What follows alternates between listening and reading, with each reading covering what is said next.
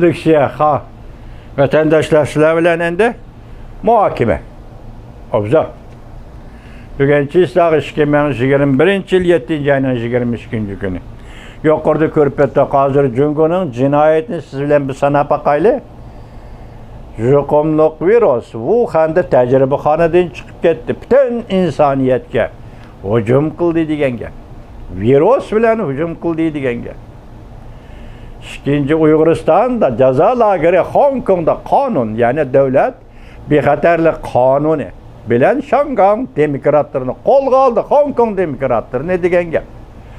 Üçüncü cinayet yetib keldi hozir. Hakkerlar, Xitoy hakkerlari, yallavagan hakkerlar va Xitoyning hakkerlari hozir butun dunyoga, boshda Avstraliya degan to'q, bugun kelgan xabarda Germaniya dolqinning xabari, Fransiya dedik, Amerika bayatala. Mush cho'ng davlat, g'arb davlatlarining hammasi Xitoy hakkerlarining hujumiga uchradi. Bu intayin qabih harakat.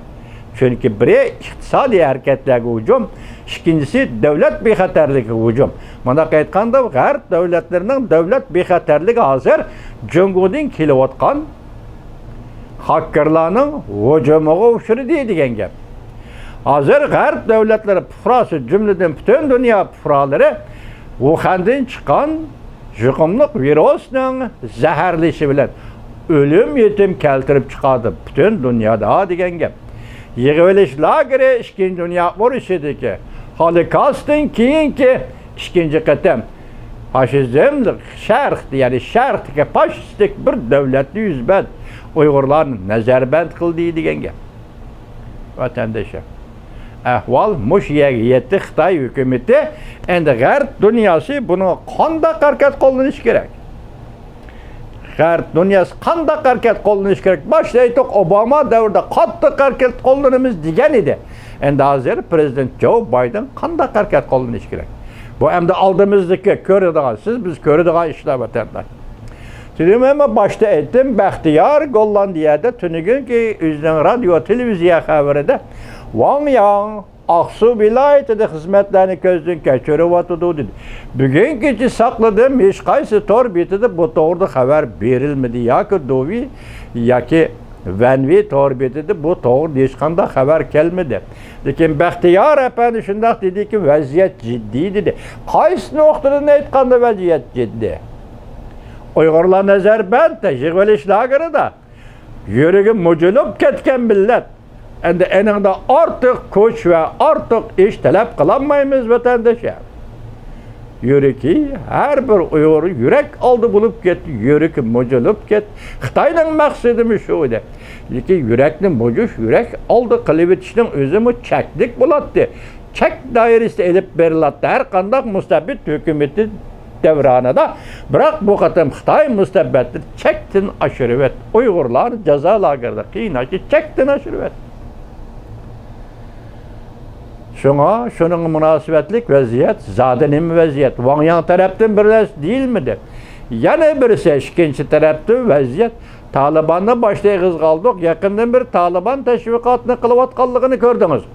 Çünkü Kompartiyası Taliban teşvikat elip berivatkallıgını Orta Asya'daki umumizlik bir hareket. Umumizlik seferberlik, ameliyatı iktisat, Orta Asya ile Cenubi Asya'nın münasebetini, iktisadi münasebetini bir gevdeleştiriş, yani birbirine cipsilaştırış, içilgan yıkan. Şundaqlı bir yerde Taliban, Afganistan vaziyeti meselesi var. Eğer Xitoy Taliban'dan ensiravatgan bolsa, işenmegen bolsa, özünün suyumluk dostluğu işenmegen bolsa Xitoy hech kimga ishonmaydi. Avval o'zining do'stlaridan, o'zining yaqinlaridan gumon qiladigan millat qo'y. Shuning bilan bular Xinjiang rayonida yoki Uyg'uristonda bir ish terimdi, bir ish paydo qilam deb ansirgan bo'lsa, vaziyat shunday taraqqiy qildi. Shunday jiddiylashdi deymiz. Shuni Wang Yang xizmatlarni ko'chiryapti, ko'zdan ko'chiryapti, Aqsuda deymiz vatandoshlar. Endi uchinchisi bu mening tahlilim vatandosh. Tunugun sizlarga tahlil qilib berdi. Hozir nima dedi? Dovi torbiti bo'lsin, mayli Vanvi torbiti bo'lsin, kelgan maqollarda hozir Amerika Qo'shma Shtatlari muavin davlat ishlar kotibi Wendy Shermanning ziyorat Osiyo ziyoratida Jungo yo'q edi. Cünguni ziyaret kılış tuyuksuz koşuldu. Muşundaq peytdi Wang Yang Aksu'gu berip Sherman Hanım'ga doklad tayyorlandı qandaq. Mening dokladым ma'vu demdi qandaq. Onun üstüge işten avval Amerika Birleşme Agentligi davan çıngdiki jaza lagerini kezdin köçürdü. Ve orada kıskaça haber ilan kıldı vatandaşa. Bu haberde neme dedi? Davan çıngdiki bir türmüge 10 mingdan artık adamı solaydı, qamaydı, nazarband kıldı. Şundaq çoğunluktaki türmü iken dedi. Bu türme hazır İtalya'daki bir devlet Vatikan'ın orunda 2-3 hası çoğun türmedir. Göreme. Vatikan'daki bir devlet İtalya'da turuptu Rim'de. Şunundan 3 hası 4 hası yakildiğen bir türme. Bir türme davan içinde kuruluptu. Bu türmede 10 mingdan artık Uygur yatıdı. Biz Vendi Sherman Hanım'dan muavin devlet işlakatı Cünguni ziyaret kılışır. Bundan burun Wang Yang'ın Aksu'da hizmetlerini keçirişte orullaştırışı. Ondan keyin andan orullaştırışı.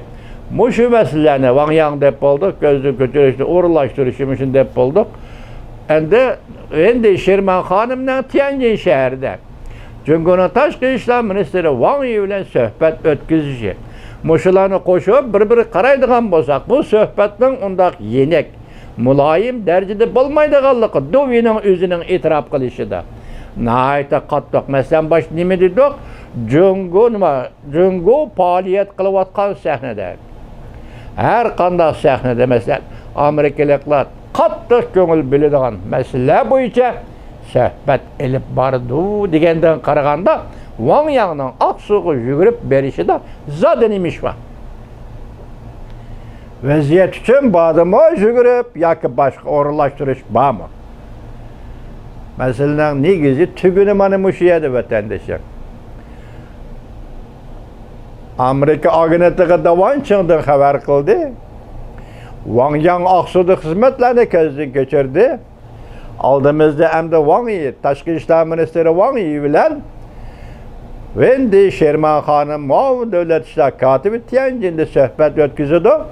Bunun hem de ahırdaki Jiang Xinjiang'ın sözünü koysak, evvel yak dedi. Hatta bu hanımdan, Vendi Sherman Hanım'dan ziyaret kılışını red kıldı dedi. Nime dedi? Şunu bilen Jiang Xinjiang hazır jükünüp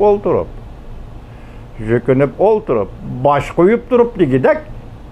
Vakatem söhbetki yol koydu dedi. Bunundan çıkıdığan neticeler nime vatandaş? Allah halisa aldığımızda görümüz. Eğer bugünkü işte en xatarligi Cungo üçün etken nime deseniz hazır juqumluq virusdumi egri hakkırlık hücumu. Onun doğrusu haberlerini aldığımızda görümüz vatandaş.